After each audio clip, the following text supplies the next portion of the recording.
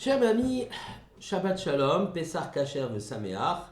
Nous approchons de la fête de Pessah et ce Shabbat est très particulier. Il est appelé Shabbat Agadol, le grand Shabbat.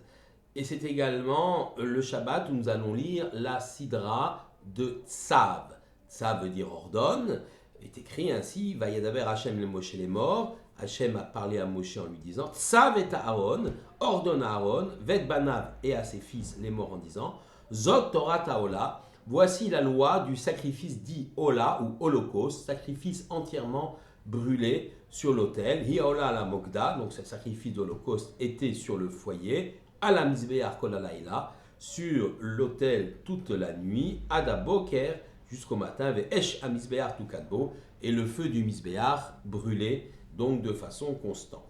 Alors, évidemment, cette deuxième sidra est entièrement consacrée au culte des sacrifices, comme ça a été le cas la semaine dernière lors de la sidra de Vaïkra. Il nous faut donc réfléchir sur le sens de ce culte des sacrifices et je vous propose une explication ramenée par Rabbi Lord Jonathan Sachs de mémoire bénie, ancien grand rabbin de Grande-Bretagne et du Commonwealth, et lequel Rabbi Sachs s'appuie sur une explication de Rabbi Yosef Albo.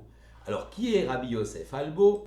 C'est un grand rabbin, un rabbin commentateur médiéval, né en 1380 à Montréal del Campo en Espagne et décédé en 1444, toujours en Castille en Espagne.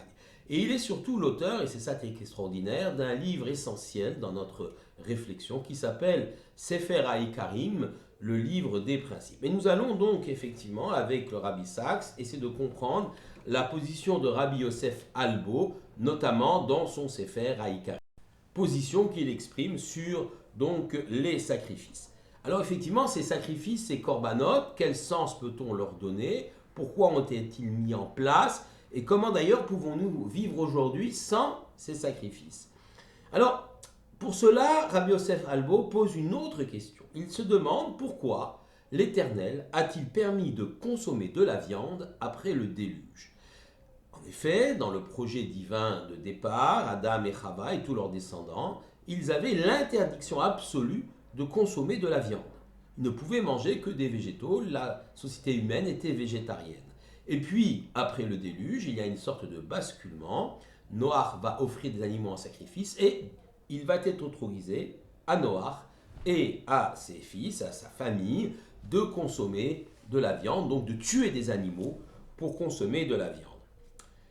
Comment se fait-il qu'il y a eu ce basculement? Pour cela, Rabbi Yosef Albo nous rapporte l'épisode de Caïn et de Abel, Caïn et Hevel en hébreu, qui est un épisode rapporté dans le livre de la Genèse, la Sidra de la Genèse, la première Sidra de Bereshit, où on voit que Caïn va assassiner son fils Hevel, car il est jaloux de lui. En effet, Dieu a agréé le sacrifice de Hevel et pas celui de Caïn. Ce sacrifice de Caïn consistait en une offrande de végétaux, de récoltes, de céréales, qui semble-t-il n'étaient pas de très bonne qualité, donc il a un petit peu, été mesquin sur le sacrifice qu'il offrait à Dieu, donc celui-ci n'a pas été agréé. Hevel, lui, a offert des agneaux, les plus beaux de son troupeau, et donc le sacrifice a été agréé. Voilà une lecture simple de cela, et Caïn a éprouvé une haine, une jalousie qui pousse à la haine et à la vengeance, et il tue son frère Hevel. Rabbi Yosef Albo nous invite à réfléchir un peu plus loin que cette première explication. Tuer les animaux est intrinsèquement mauvais avant le déluge. Tuer pour les manger était strictement interdit. Et Caïn pensait effectivement qu'il y avait une parenté entre les hommes et les animaux, que ceux-ci étaient finalement pratiquement au même niveau, puisqu'il est interdit de tuer des animaux pour les manger, et il est interdit, bien sûr, de tuer des hommes pour les manger. Donc il offre des végétaux, ça paraît simple. Hevel, lui, sait qu'il y a une différence entre les hommes et les animaux, et que par conséquent, on peut offrir des animaux en sacrifice, cela ne pose pas de problème. Caïn est dépité. Il n'a pas son sacrifice n'a pas été agréé, il en a une très grande amertume, mais il fait ce raisonnement suivant. Dieu interdit de tuer un animal pour s'en nourrir, mais permet et encourage les sacrifices d'animaux. Or, pour Yosef Albo, pour Yosef Albo, Caïn donc ne fait pas la différence entre les hommes et les animaux. Pour lui, c'est au même niveau. Et si donc il est permis de sacrifier des animaux, même s'il est interdit de les tuer pour les manger, de la même façon, alors il sera permis de sacrifier un humain à Dieu. J'irai même plus loin. Pour Caïn, c'est là peut-être la meilleure forme de sacrifice, le sacrifice le plus sublime. Son sacrifice d'animal n'a pas été agréé, eh bien, il va lui offrir un sacrifice humain. Et voilà ce que Caïn va faire. Le meurtre de Hével est en vérité une sorte de sacrifice humain, tel qu'on peut le voir d'ailleurs dans d'autres sociétés, comme les sociétés précolombiennes, où le sacrifice humain était quelque chose de tout à fait courant, et on offrait l'être humain le plus sublime à Dieu, au Dieu, et on tuait des êtres humains. Évidemment, c'est un raisonnement très pervers qui amène à une monstruosité, mais c'est le raisonnement de Caïn. Et c'est pourquoi. Alors, à ce moment-là, Dieu va inverser les choses, c'est-à-dire qu'après le déluge, il va lever l'interdiction de la consommation de viande, il va donc permettre aux hommes de tuer des animaux pour bien marquer la hiérarchie, la différence entre l'homme et l'animal. L'homme, il y a évidemment une protection absolue, et l'animal, évidemment, pourra être tué, pourra être consommé. En vérité, il faut comprendre que la violence fait partie de la nature humaine. Il est illusoire de considérer que tous les hommes sont des gens pacifiques. Le penchant de son cœur est mauvais depuis l'enfance, et effectivement, c'est ce qui est dit à Noé, lorsqu'il sort donc de l'arche. Dieu dit, le penchant de l'homme et de son cœur est mauvais depuis l'enfance, il y a une sorte de violence inhérente à l'homme, et tout ce qui bouge alors et qui vit sera pour vous une nourriture, comme je vous donnais les plantes vertes, les herbes, vous pourrez manger des animaux. Donc il y a une possibilité, comme le cœur de l'homme est poussé à une forme de violence qui est génétiquement, intrinsèquement ancrée chez l'homme, on va lui permettre de diriger cette violence vers les animaux et de pouvoir les consommer. Mais, je reprends le verset dans Noé, mais quiconque verse le sang de l'homme par l'homme, son sang sera versé, car c'est à l'image de Dieu que Dieu a fait l'homme. Il y a donc une ligne rouge, évidemment, à ne jamais franchir, c'est le fait que la vie de l'homme est une valeur absolue et qu'en aucun cas on ne doit attenter à sa vie.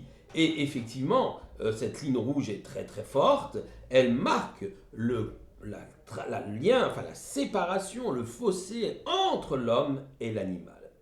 On comprend donc bien sûr maintenant que tuer un animal est donc une concession pour le manger, donc une concession à la faiblesse humaine, à la violence inhérente à l'homme, et que effectivement utiliser cette violence, cette propension à tuer, et la détourner vers un sacrifice, un sacrifice va devenir donc un véritable substitut à la violence. Une violence qui aurait été dirigée contre l'humanité, cette violence va être investie, détournée, canalisée pour finalement tuer un animal, le manger, mais aussi tuer un animal pour l'offrir en sacrifice à Dieu.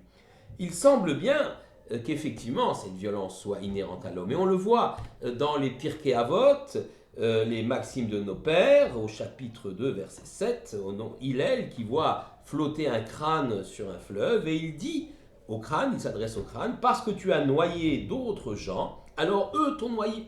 C'est la vengeance, si on peut dire. Et ceux qui t'ont noyé finiront eux-mêmes par être noyés. Il y a donc une violence, un cycle de violence terrible. Le rituel religieux, le sacrifice, permet donc de détourner l'énergie destructrice d'un homme vis-à-vis de ses contemporains et de la diriger vers autre chose. Alors, on comprend ici, d'après cette explication, que les corbanotes ne sont pas forcément une fin en soi. Alors, c'est une opinion, bien sûr, elle n'est pas suivie par tous les rabbinim. Si on prend Nachmanide, par exemple, il y a une valeur positive dans le korban, le sacrifice, mais restons sur cette explication de Rabbi Yosef Albo. Donc, les sacrifices ne sont pas une fin en soi, mais c'est une sorte de programme que la Torah nous offre pour petit à petit mettre fin au cycle de la violence et de la vengeance, pour essayer doucement de détourner notre proportion à la violence, de la détourner d'abord vers la consommation de viande, mais aussi dans un rituel qui permet de sublimer, d'introduire un peu de spiritualité, de canaliser le geste de tuer un animal qui reste tout de même un geste violent, de le canaliser pour lui permettre donc permettre à l'homme ainsi de s'élever, de grandir, et petit à petit peut-être se détachera-t-il de cette violence, déjà envers les hommes, et peut-être après, dans un avenir plus lointain, de celle qu'il inflige aux animaux. Une sorte de passage obligatoire. On voit cette même idée chez Maïmonide, chez le Rambam, un petit peu différente, parce que pour Maïmonide, le Rambam, il s'agit de mimer les rites que les populations de l'époque faisaient, c'est-à-dire que les hommes ne savaient pas servir Dieu, leur Dieu, autrement que par des sacrifices d'animaux. Donc il s'agit de reprendre ce rituel et petit à petit y introduire une spiritualité véritable, celle de la Torah et celle de Dieu, en espérant que les hommes se détachent aussi de ce culte de sacrifice, ce qu'ils vont faire bien évidemment le jour où le temple sera détruit, et ces sacrifices vont être remplacés par les prières, les tfilotes, ou la table où nous prenons des repas et nous lions les uns aux autres par des paroles de Torah, comme on dit, Shulchan Domé la Misbeach.